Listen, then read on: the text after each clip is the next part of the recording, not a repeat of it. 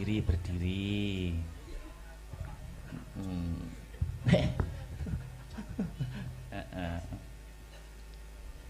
Halo. Halo. Apa kabar? Baik. Oke, aku juga baik. Ya wes. Iya. Nembang dong. Yuk. Apa, Dek? Kok sentuh-sentuh toh? Apa? Apa ya? Banyuwanginan piye? Monggo. Gerajakan ya? Iya. Oke.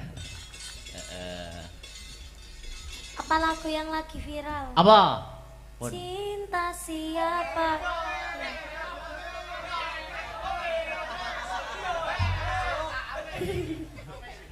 Cinta bojone Akbar. Ngelandu. Nanti bojo Akbar. Durung. Ngelandu.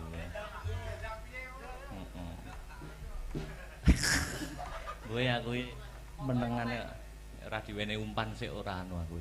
Yo, apa kuwi sidane? Iku mau lho, Mas. Oh, kuwi sing cinta siapa? Heeh, tapi ngomong kabeh ya. Oh ya. Cinta siapa? Sing ora bengok sesuk-esuk dilarung. Latihan sih, ndang cepet. Ya, latihan sih. Ini sinden-sinden. Bu. Bu Ya. melok bengok nggih, Bu nggih. Oh.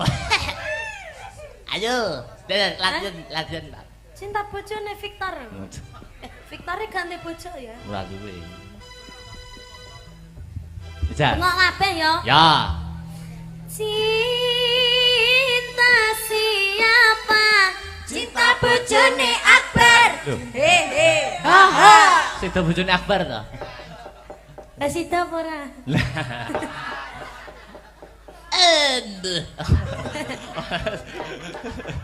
Aku nganyelke. Iya, Oke. iya. Itu aja. Yo. Ya apa terus dulu? Apa, Dik? Iming-iming. Iming-iming. Nek gede omong-omong. Omong-omong. Ya. Yuk, Mas Tris. Ya, makasih wis dibantu-bantu. Yuk. Nutukne lakon. Ya. Kaya ngapa bareng lakon Sekar Pudak Tunjung Biru. Yo, tak dereke, Truk. Yo.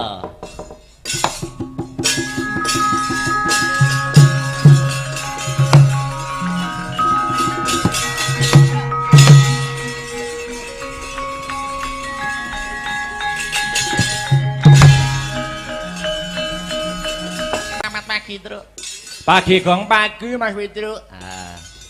Alhamdulillah. Wiwit jam 09.00 nganti jam piro iki? Jam 2 kurang 10 menit manut jamku. Diparingi lancar ora ana alangan sawiji ngopo anggone awake dhewe paring lelipur ana Ngadipura kene. Weh, tobat. Ngambale atur sembah nuwun matur nuwun warga masyarakat Ngadipura Kecamatan Wonotirta Kadipaten Blitar. Sembah nuwun sampun ngaturi Den Akbar sak rombongan. Ora ketang klungsu-klungsu melu udu ya, Le. Nggih, Mas Gareng. Muga-muga keluarga besar desa Ngadipura pinaringan teguh yuwana ayem tentrem sejahtera bahagia lahir dan batin ya, Mas. Suaramu kok beda. Lah nyocokne wayange. Nyocokne wayange ya. Ya ngene iki lah. Iya. Nyocokne lambene wayang. Amin gong sing disuwun pancen kaya mangkono. Kaya sing tak aturke mau ngarep adicara wayangan ngene iki sing diuntungkan ora mung senimane. Bener, Truk. Sing golek duit pirang-pirang contone kaya tukang parkir mung golek Serana rafia pirang meter wis dadi duit. Ora lali kanca-kanca bakul. Heeh. Ngene iki tumplek-blek nganti mau sore teh jan. Dalan ora amet lho, Kang. Heeh. Iya, Gong. Muga diparingi laris kabeh.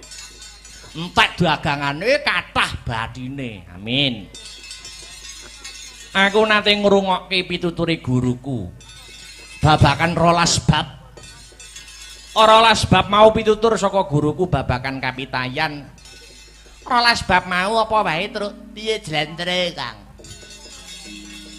12 babakan mau ya kuwi siji. Yang singkat itu waktu. Angka 2 yang menipu itu dunia. Angka 3 yang dekat itu kematian. Angka 4 yang besar itu hawa nafsu.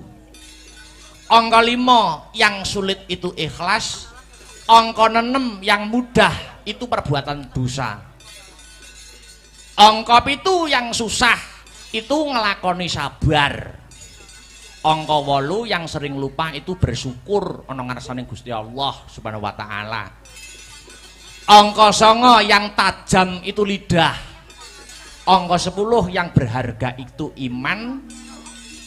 Angka 11 yang menentramkan hati itu berzikir. Lan sing pungkasan angka 12 yang ditunggu Allah adalah tobat. Niku pun sing penting ditekenke ngibadahe 5 wektu aja nganti lali. Saya apik yen jam 1 bengi nindakke salat tahajud insyaallah tentrem sak kulawargane. Contone kaya masyarakat Ngadipura kene ya, Truk. Maringi ayem tentrem, paringi rejeki sing lumintu, leres Mas Gareng. Ana piwulang maneh, wong urip aja mung nuruti butuhing karep, ning turutana butuhing urip. Yen gur nuruti karep, jagat ya arep diemperi. Mula urip niku sak derma nglampahi nganti tepekaning takdir saka Gusti Allah. Ingkang mengku werdi, hidup itu hanya menjalankan ketentuan dari Tuhan Yang Maha Esa. Kita sebatas berdoa dan berusaha karena hanya Yang Kuasa yang mengerti mana yang baik dan buruk. Ana tembung becik ketitik, ala ketara ngono kae. Kuwi kabeh ya dilakoni awake dhewe ya, Truk. Bener, Gong. Perbuatan kebaikan suatu saat akan tetap terungkap sepintar-pintar apapun orang lain memanipulasinya. Sebaliknya suatu keburukan akan terungkap pada saatnya nanti. Wis kuwi tetep mula ana tembung wong kuwi aja sok gumunan, aja sok kagetan, aja sok getunan, aja aleman lan aja geleman. Maknane piye lho? Maklane piye, Kang? Ingkang mengerti jangan mudah terheran-heran atau terlalu kagum. Angka 2 jangan mudah menyesal, angka 3 jangan mudah terkejut, angka 4 jangan mudah manja, lan angka 5 jangan mengambil yang bukan haknya. Insyaallah nyambut gawe ning ngendi wae seneng, ora getapan, ora disirik karo wong. Ya elek-eleke wong iki yen nyolong kok. Nek wis nyolong iki wis. Ya sithikong ora apa-apa yen rezekine dhewe. Apa meneh nglakoni metro gareng Bagong kaya ngene iki Mas Gareng. Piye Le? Piye Kang? Ndalangi lak walah abot sanggane. Ndalangi iso swara kung kaya Mbah Dianom, sabet trampil kaya swargi Mbah Di mantep, sing ngangeli payune. Ya ta. Lah nek kuwi nasib kuwi. Ya wis bakune saiki seneng-seneng menyelam sambil minum air. Pelak Mbah, pelak. Pelak. Tintingane pelak. Dikendheni sik. Yen ning tawang ana lintang lanjutno Mas Heru.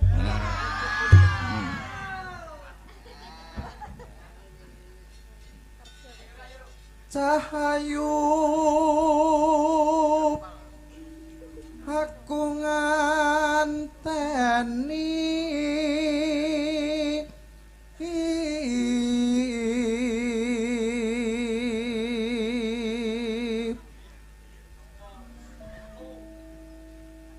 marang mega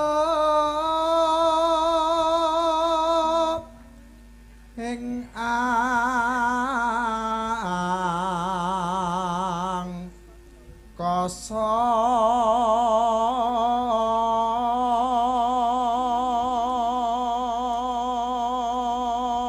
cek metu megatruh karo Mas Kumambang.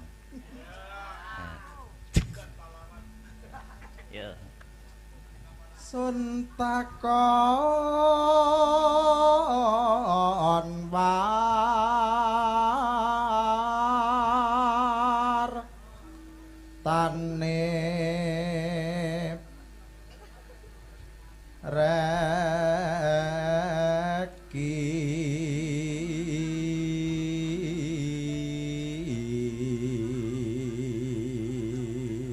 Aku iki karo Mas Heru malah kaya dagelan sepelan kelambine padha. Sama. Sama Mas Da. Iya. Anyar kok baru. Heeh. Ya. Janjiku eling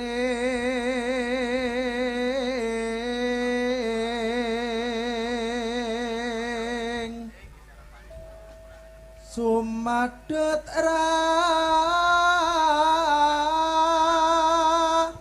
sing tias ingsun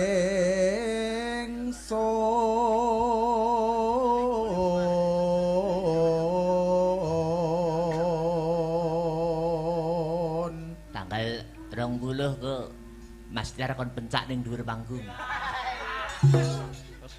Wah, deplok cengelmu wae. Malah karo-karuan. Dari arep golek silihan kaos. Walah. Yo. Nimas ingsun prasapa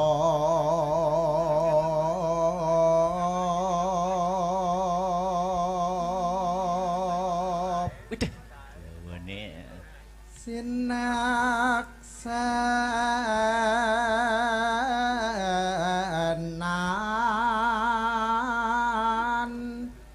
bumi langit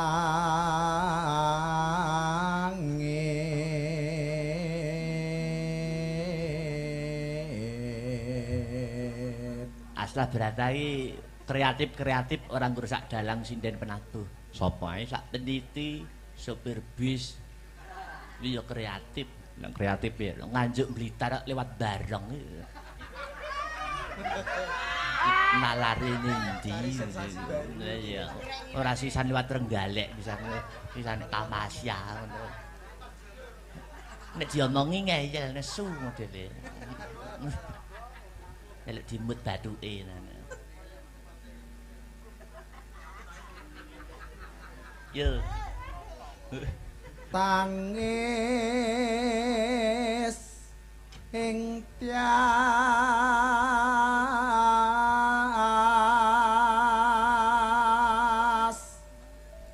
ngenteni dang rap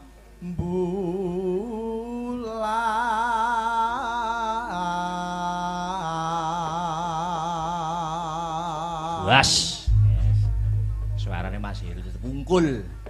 Ora entek babar blas.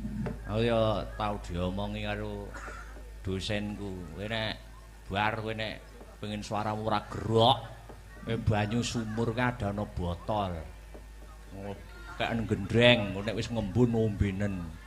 Nyatane ya ora tau gerak nek ora pinuju flu ngono kae. Iya. Sri. Aku ngerti ya, suara entek itu jenenge Sri. Mangsa aku anggere ana terop ngadeg kok enek Srine. Pak Catur ana Sri, Pak Sleng ana Sri, Pak Kelilur ana Sri.